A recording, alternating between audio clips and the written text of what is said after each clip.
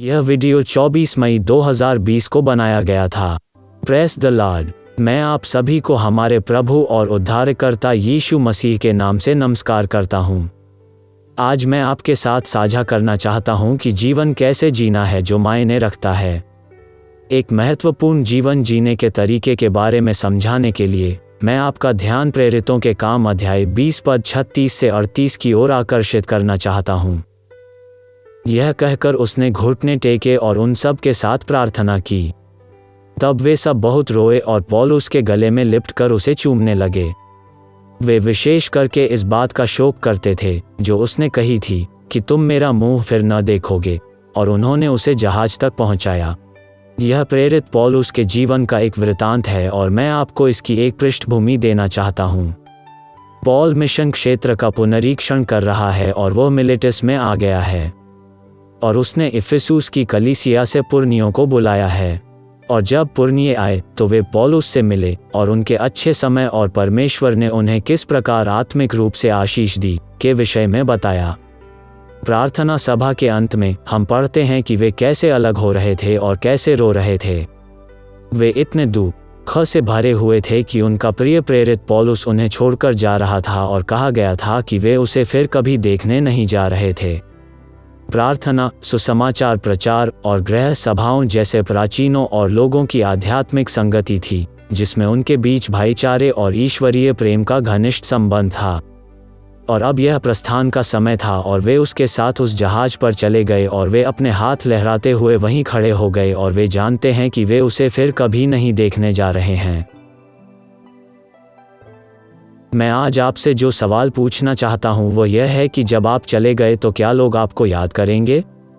मेरा मतलब है कि जब हम मर चुके हैं और चले गए हैं, तो मैं यही कह रहा हूँ कि हम कब गए हैं इस धरती से। आपके तत्काल परिवार के सदस्यों के अलावा क्या मसीह का शरीर, लोगों का एक बड़ा समूह आपको याद करेगा जैसे कैसे इन लोगों ने प्रेरित पौलुस को याद किया? क्या इससे कोई फर्क पड़ेगा? क्या आपके जीवन का किसी के जीवन पर कोई प्रभाव पड़ा या कोई फर्क पड़ा? इस दिन आपको और मुझे यही सोचने की जरूरत है। हम में से बहुत से लोग जागने वाले हैं और यह पता लगाने जा रहे हैं कि हमारा पूरा जीवन असफल रहा। यह भगवान की नज़र में एक सफलता नहीं थी। क्या हमने अन्य चीज़ों के पीछे अपना जीवन बर्बाद किया है? जब आप इस धरती को छोड़ते हैं तो आपके पास जो कुछ भी है उसे छोड़कर जा रहे हैं। आप अपने साथ वह सब नहीं ले जा रहे हैं जो आपके पास है। दुनिया एक आदमी को कैसे सफल मानती है? क्या यह उसके धन से या उसके प्रभाव से, उसकी डिग्री, नौकरी या संपत्ति से है? ये भौतिक संपत्तियां अपने आप में बुरी नहीं हैं, वे अच्छे हैं, लेकिन जब बहुत से लोग इस जीवन को केवल सांसारिक उपलब्धियों को प्राप्त करने के लिए जीते हैं, तो मसीह में विश्वासियों के रूप में हमारा वास्तविक उद्देश्य क्या है?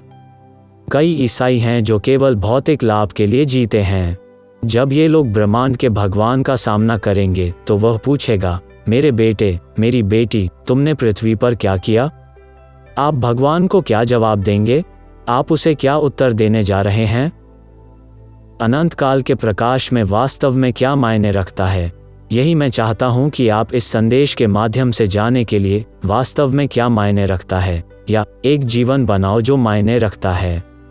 प्रेरितों के काम के अध्याय 20 पर वापस आना। इस अध्याय से हम वास्तव में महत्वपूर्ण जीवन के बारे में जो पहली बात सीख सकते हैं वह है, एक जीवन जो मायने रखता है वह एक व्यक्ति की जीवन शैली या जीवन के तरीके पर आधारित होता है।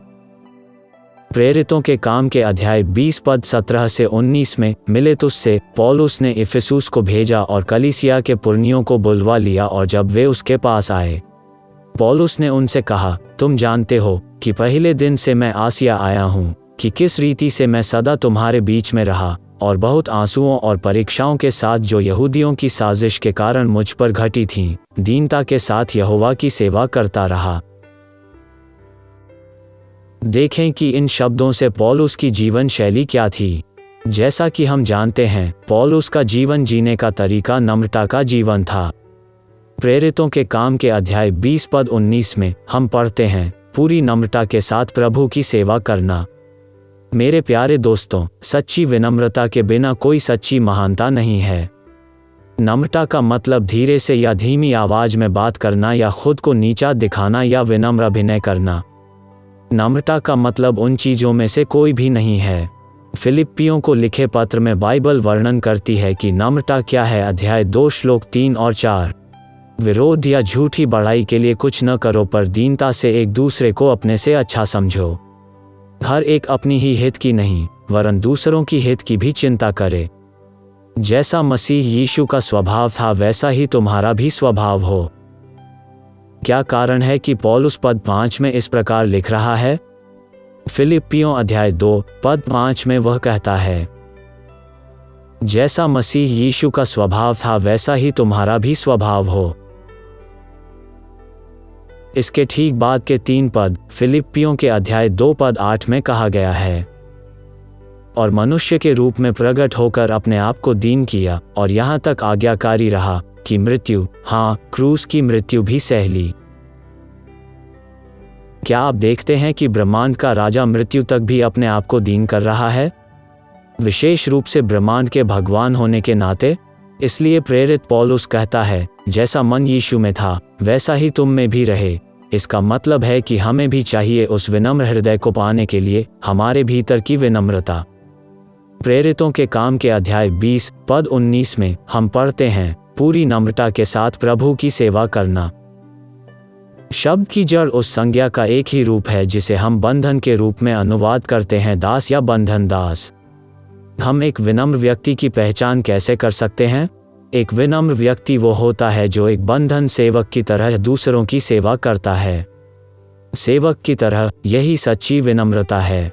जब परमेश्वर किसी व्यक्ति का मूल्यांकन करता है तो वो यह नहीं देखता कि उस व्यक्ति के कितने सेवक हैं, वो देखता है कि वो व्यक्ति कितने लोगों की सेवा करता है। इस तरह परमेश्वर आपका और मेरा मूल्यांकन करता है। चर्च में अब भी बहुत से ऐसे हैं जो परमेश्वर या दूसरों की सेवा नहीं कर रहे हैं, वे सिर्फ अपनी सेवा कर रहे हैं, यहाँ तक कि वे भी जो सेवकाई में हैं। मैं सिर्फ आपसे पूछना चाहता हूँ, क्या आप कुछ चीज़ें दूसरों के फायदे के लिए कर रहे हैं या अपने लिए? यह दूसरों के फायदे के लिए है या अपने फायदे के लिए? मैं चाहता हूं कि आप आज ही इस संदेश को सुनते ही जांच लें। मैं चाहता हूं कि आप अपने उद्देश्यों की जांच करें, आप किसके लिए ऐसा कर रहे हैं। प्रेरित पौलुस ने उन्हीं पदों में न केवल नम्रता थी बल्कि उसके पास सहानुभूति भी थी। श्लोक 19 देखें, यह कहता है, अनेक आंसुओं और परीक्षाओं के साथ। पौल दूसरों के कष्टों को जानता था और वो उन कष्टों को पहचान सकता था। इसे ही सहानुभूति कहते हैं। यदि आप स्वयं को समस्याओं से और दूसरों की परवाह से अलग कर लेते हैं और यदि आप आत्मकेंद्रित हैं तो इस धरती को छोड़ने पर आप बिल्कुल भी नहीं चूकेंगे। कुछ लोग यह भी कह सकते हैं, अच्छा चलो छुटकारा तो मिला। वो सवाल जो मैं आपसे पूछना चाहता हूँ आज है, क्या यीशु का दिल तोड़ने वाली बातें आपका दिल तोड़ देती हैं? क्या वे सच में आपका दिल तोड़ते हैं? पिछली बार कब आप किसी ऐसे व्यक्ति के बारे में रोए थे जो यीशु के सुसमाचार को सुने बिना ही मर गया था? क्या इसने आपके दिल को हिला दिया? क्या यह आपके साथ कभी हुआ है? देखिए, हमने कहीं और कहीं भी पौलुस के रोने या आंसुओं में रोने के बारे में नहीं पढ़ा। यहाँ वह कहता है कि वह आंसुओं के साथ है। यह सिर्फ इसलिए है क्योंकि वह कहते हैं कि हम जान रहे हैं। मैं यह मान रहा हूं कि प्रभु के सामने रोते हुए उसने अपना निजी समय आंसुओं में बिताया होगा। खैर, हम देखते हैं कि यीशु आंसुओं वाला व्यक्ति था। पौल आंसुओं का आदमी था। पुराने नियम में हम भविष्यवक्ता यिर्मयाह को देखते हैं जो आंसुओं से भरा हुआ था। अगर ये सभी लोग बाइबल रो रही थी और आंसुओं में प्रार्थना कर रही थी, हमें भी आंसुओं के पुरुष और महिला होना चाहिए। परमेश्वर के सेवकों, जो लोग सेवकाई में हैं, मैं सिर्फ आपसे पूछना चाहता हूं और आपको प्रोत्साहित करना चाहता हूं। हमारे आंसू सार्वजनिक रूप से नहीं बल्कि निजी समय में प्रार्थना कोठरी में अधिक बहाए जाने चाहिए। पौलुस ने न केवल नम्रता और हमदर्दी के साथ बल्कि अनेक परीक्षाओं में भी सेवा की। हम इसे पद 19 में पढ़ते हैं, बहुत परीक्षाओं के साथ। ऐसे लोग थे जिन्होंने पौलुस का विरोध किया और जो उसे पसंद नहीं आया। ऐसे लोग थे जिन्होंने उन्हें शारीरिक रूप से नुकसान पहुंचाया, जिन्होंने प्रभु के लिए उनके रुख के कारण उन्हें अपनी पूरी यात्रा में बहुत चोट पहुंचाई। आप देखिए, मेरे प्यारे दोस्तों, कोई रास्ता नहीं है जहां आप अपने जीवन को गिन सकते हैं और जहां आप अपना जीवन बना सकते हैं कुछ दुश्मन बनाए बिना दूसरों पर प्रभाव। अब कोई रास्ता नहीं है। यही सीधा सच है। यदि आपके पास जीवन में नम्रता, सहानुभूति या कोई परीक्षा नहीं है, तो आपका जीवन इस मार्ग के प्रकाश में नहीं गिना जाएगा। आप कह सकते हैं, मुझे ऐसा जीवन नहीं चाहिए। प्रिय मित्र, एक बात जान लो, जब आप चले गए होंगे तो आपके जीवन से दूसरे लोगों के जीवन में कोई फर्क नहीं पड़ेगा। संसार जीवन के इस तरीके को नहीं समझेगा क्योंकि वो मसीह यीशु को नहीं जानता है। लेकिन जीवन का यह तरीका ही एक ऐसा जीवन होगा जो मायने रखता है या एक ऐसा जीवन जो अंत में गिना जाएगा। दूसरी बात जो हम इस मार्ग से सीख सकते हैं वह है जीवन जो मायने रखता है वह जीवन है जो एक व्यक्ति के संदेश पर आधारित है। हम न केवल एक निश्चित जीवन शैली जीते हैं बल्कि हम कुछ बातें भी कहते हैं। हम में से हर कोई उस चीज़ के लिए जाना जाएगा जो हमने किया या कहा है। प्रेरितों के काम अध्याय 20 पद 20 और 21 की ओर मुड़ें। और जो बातें तुम्हारे लाभ की थीं उनको बताने और लोगों के सामने और घर घर सिखाने से कभी न झिझका, वरन यहूदियों और यूनानियों के सामने गवाही देता रहा कि परमेश्वर की ओर मन फिराना और हमारे प्रभु यीशु मसीह पर विश्वास करना चाहिए। यही पौलुस के संदेश का सार था, परमेश्वर के प्रति पश्चाताप और हमारे प्रभु यीशु के प्रति विश्वास। पश्चाताप और विश्वास, यही पौल के संदेश का सार था। वो उस संदेश में बहुत दृढ़ था क्योंकि वह पूरी तरह आश्वस्त था। हम प्रेरितों के काम अध्याय 20 पद 22 और 23 में पढ़ते हैं, और अब देखो, मैं आत्मा में बांधा हुआ यरूशलेम को जाता हूँ और नहीं जानता कि वहाँ मुझ पर क्या क्या बीतेगा, केवल यह कि पवित्र आत्मा हर नगर में गवाही दे देकर मुझसे कहता है कि बंधन और क्लेश तेरे लिए तैयार हैं। पौल जानता था कि यह उसके लिए भगवान की इच्छा थी और वह जानता था कि मुसीबत उसका इंतजार कर रही थी, लेकिन फिर भी वह चला गया क्योंकि वह अपने संदेश और अपने मिशन के बारे में पूरी तरह आश्वस्त था। प्रेरितों के काम अध्याय 20 पद 24 में वह कहता है, परंतु इनमें से कोई भी बात मुझे विचलित नहीं करती और न मैं आपके प्राण को आपके लिथे प्रिय समझता हूँ, जिससे मैं अपनी दौड़ आनंद के साथ पूरा कर सकूं और जो सेवा मुझे प्रभु यीशु की ओर से मिली है उसको परमेश्वर के अनुग्रह के सुसमाचार की गवाही देने के लिए पूरा कर सकूं। आप देखिए, क्या आप ऐसा जीवन चाहते हैं जो मायने रखता हो? आपको न केवल संतोष के साथ बल्कि विश्वास के साथ भी संदेश देना चाहिए। आप कई चर्चों में समस्या देखते हैं, कई चर्च में राय के साथ हैं लेकिन उनके पास कोई दृढ़ विश्वास नहीं है। उनके विश्वास दृढ़ नहीं हैं या उनके दिलों में निहित नहीं हैं। उनके बारे में सतही स्तर की राय है, बाइबल या विश्वास के बारे में। प्रेरितों के काम अध्याय 20 पद 22 देखें। पौल ने कहा, मैं आत्मा में बंधा जाता हूँ। उनके पास ऐसा ठोस आश्वासन था। क्या तुम ऐसे हो? क्या आप खुद से पूछ सकते हैं कि क्या आप ऐसे हैं? पौल के विश्वास उसे उसकी मौत की ओर ले जा रहे थे, लेकिन कम से कम वह समझौता के साथ जीने के बजाय दृढ़ विश्वास के साथ मरने के लिए तैयार था। यह उनके दृढ़ विश्वास की निश्चितता थी, वह संदेश जिस पर वह विश्वास करता था। न केवल पौलुस आश्वस्त था वरन वो अपने संदेश पर भी भरोसा था। प्रेरितों के काम अध्याय। और अब देखो, मैं जानता हूँ कि तुम सब जिनमें मैं परमेश्वर के राज्य का प्रचार करता फिरा, मेरा मुंह फिर न देखोगे। इसलिए मैं आज के दिन तुमसे गवाही देकर कहता हूँ कि मैं सबके लोहू से निर्दोष हूँ, क्योंकि मैं परमेश्वर की सारी मनसा को तुम्हें पूरी रीति से बनाने से न झिझका।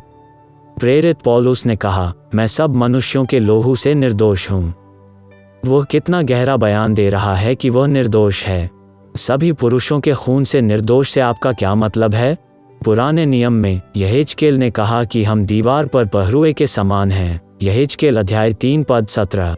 यदि हम देखते हैं कि दुश्मन आ रहा है और खतरों के बारे में लोगों को चेतावनी नहीं दे रहा है, तो पीड़ितों का खून हमारे हाथों पर होगा।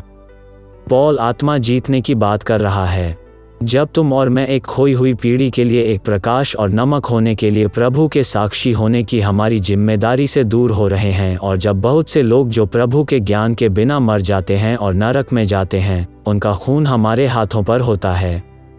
चलिए मैं आपको सिर्फ एक बात बताता हूँ। हम के दिनों में जी रहे हैं महामारी कोरोना वायरस। मान लीजिए आपको किसी ऐसे डॉक्टर के बारे में पता चलता है जिसके पास आपके आसपास कहीं कोई वैक्सीन या दवा है और आप उस दवा या वैक्सीन को लेते हैं, लेकिन आप यह नहीं बताते कि दूसरों को खुशखबरी दी जा रही है और दूसरे मर रहे हैं क्योंकि आपने ऐसा नहीं कहा। क्या आपको नहीं लगता कि उनका खून आपके हाथों पर होगा? हम उसी की बात कर रहे हैं। चलिए मैं आपको सिर्फ एक बात बताता हूँ। हम में से कुछ लोग एक दिन अपने हाथों पर लहू लेकर प्रभु का सामना करने जा रहे हैं। प्रेरित पौलुस को अपने संदेश पर पूरा भरोसा था। वह बिल्कुल आश्वस्त था। उसने कहा, मैं आत्मा में घूमता फिरता हूँ और तुझे यह गवाही देता हूँ कि मैं हूँ सब मनुष्यों के लहू से निर्दोष। उनका आत्मविश्वास भरा संदेश उन्हें मौत के मुंह में ले गया। जरा इस बारे में सोचो, जब पौलुस उस कालकोठरी में पड़ा होता है और जेलर उसके पास आकर कहता है कि हे पौलुस उठ। पौल पूछ रहा होगा कि वो कहाँ जा रहा है और जेलर कहता है कि आपको मार डाला जाएगा। जबकि पौल उस स्थान की ओर चलता है जहाँ वो मसीह के लिए शहीद होने जा रहा है, वे पौलुस से पूछते यदि वह डरता। उसने उत्तर दिया होगा, मैं क्यों डरूं, क्योंकि मैं प्रतिदिन मसीह के लिए मर रहा हूँ। और वो कहता है कि हाथ बांधने की कोई ज़रूरत नहीं थी और वो अपना सिर रखता है जहाँ कुल्हाड़ी गिरने वाली है और वो आदमी पौल से पूछता है कि क्या मरने से पहले कोई आखिरी शब्द कहना है, और पौल कहेगा, हाँ मेरे पास एक आखिरी शब्द है, केवल यीशु मसीह ही प्रभु हैं। कुल्हाड़ी गिरती है और उसका सिर उसके शरीर से अलग हो जाता है और अगले ही पल वो यीशु के साथ परमेश्वर की उपस्थिति में होता है। वह जीसस से आमने सामने मिलते हैं और वे कहते हैं, मेरे प्रभु, मैं एक तेज तर्रार व्यक्तित्व नहीं था, मेरे पास अच्छा भाषण कौशल नहीं था, मेरी आवाज़ भी बहुत मजबूत नहीं थी, लेकिन मैंने अच्छी लड़ाई लड़ी है, दौड़ पूरी की और रखा विश्वास। और यीशु कहेगा, अच्छा हुआ, अच्छे और विश्वासयोग्य दास, मेरे विश्राम में प्रवेश करो। ज़रा सोचिए, क्या आप और मैं प्रभु के सामने ऐसा कह सकेंगे? और क्या यहोवा हमें वैसा ही उत्तर देगा? उसके बारे में कुछ देर सोचें। सोचना, मैं चाहता हूं कि आप सोचें। बस इसे एक तरफ ब्रश मत करो, एक पल के लिए सोचो। तीसरी बात जो आप और मैं इस मार्ग से सीख सकते हैं वो है, एक जीवन जो मायने रखता है वो एक पर आधारित है, व्यक्ति का दृष्टिकोण। जीवन के प्रति पौलुस का दृष्टिकोण प्रेरितों के काम अध्याय 20, मैंने किसी के चांदी, सोने या कपड़े का लालच नहीं किया। तुम आप ही जानते हो कि इन हाथों ने मेरी और मेरे साथ रहने वालों की ज़रूरतें पूरी की हैं। इस प्रकार परिश्रम करके मैंने तुझे हर प्रकार से दिखाया है कि निर्बलों का साथ देना। और प्रभु यीशु के उन वचनों को स्मरण रखो जो उन्होंने कहा था, लेने से देना अधिक धन्य है। यीशु के शब्दों को याद रखें, प्राप्त करने से देना अधिक धन्य है। प्रेरित पौलुस ने यीशु की जीवन शैली की नकल की। वो एक रिसीवर नहीं था, लेकिन वो एक दाता था। प्रिय मित्रों, आप जो खर्च करते हैं वो हमेशा के लिए चला जाता है। जो आपने खर्च नहीं किया वो दूसरों के लिए छोड़ दिया जाएगा। लेकिन इस बात का ध्यान रखें कि आपने जो दिया वो हमेशा के लिए आपका है। वह सच है। आप देखिए, इस तरह के दृष्टिकोण ने पौलुस की कैसे मदद की। इसने उसे होश से बचा लिया। प्रेरितों के काम अध्याय 20 श्लोक 33 देखें, जो कहता है, मैंने किसी की चांदी या सोने या परिधान का लालच नहीं किया। 10 आज्ञाओं में से एक है, तुम लोभ न करो। बाइबल यह भी कहती है कि लोभ मूर्ति पूजा है। इस दृष्टिकोण ने पौल की मदद की या पौल को न केवल चेतना से बल्कि आलस्य से भी बचाया। प्रेरितों के काम के अध्याय 20 श्लोक 34 से 35 में, हाँ तुम आप ही जानते हो कि इन हाथों ने मेरी और मेरे साथ रहने वालों की आवश्यकताओं की पूर्ति की है। मैंने इस प्रकार परिश्रम करके तुझे हर प्रकार से दिखाया है कि निर्बलों का साथ देना। देखिए मेरे प्यारे दोस्तों, हमारे पास जो भी क्षमता है, हमें अपने हाथों से काम करना चाहिए। जो भी कौशल या क्षमता भगवान ने हमें दी है, हमें अपनी आवश्यकताओं की पूर्ति के लिए अपने हाथों से काम करना चाहिए, न कि अपनी विलासिता के लिए। उस मार्ग में यहाँ देखें, हमारी आवश्यकताओं के लिए और हमारे साथ रहने वालों के लिए, और इस प्रकार जैसा कि उसने उन छंदों में कहा है, हमें कमजोरों का समर्थन करना चाहिए। कमजोरों को मत भूलना। अगर आप दूसरों की मदद करना चाहते हैं तो दें।